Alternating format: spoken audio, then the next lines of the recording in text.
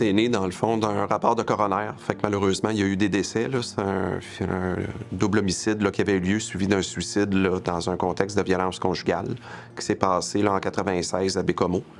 Fait qu'en 97, le coroner Bérubé a émis des recommandations là, à l'intérieur d'un rapport d'enquête, puis où c'était très souligné que plusieurs acteurs étaient au fait de la situation, mais personne ne s'était parlé à l'époque. Tout le monde avait travaillé en silo.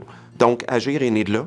Fait initiative du service de police. Par contre, vraiment important de retenir, les partenaires ont embarqué, puis c'est des partenaires qui sont encore présents aujourd'hui, 25 ans plus tard. C'est vraiment les partenaires qui ont appris à travailler ensemble, accepté à se faire confiance mutuellement, puis où on a accepté de se transmettre l'information, mais toujours avec l'objectif là, de mettre en place des filets de protection, de préparer des interventions pour éviter qu'il y ait un homicide en bout de ligne.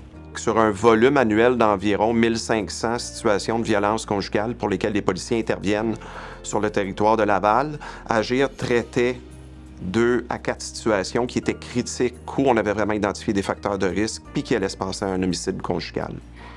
Par contre, dans les dernières années, on a eu une augmentation, soit par sensibilisation des partenaires ou une meilleure identification des situations à risque.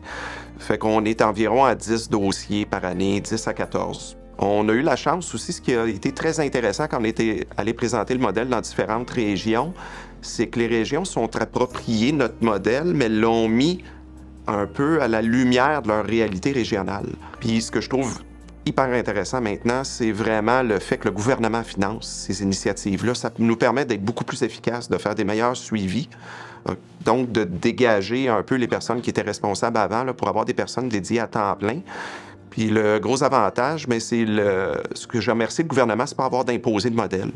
Agir est très intéressant pour notre région. Je pense qu'on a une base de collaboration qui est inspirante, mais reste qu'on n'a pas la même réalité régionale, puis c'est très important que chacune des cellules régionales puisse s'adapter à sa région et sa réalité.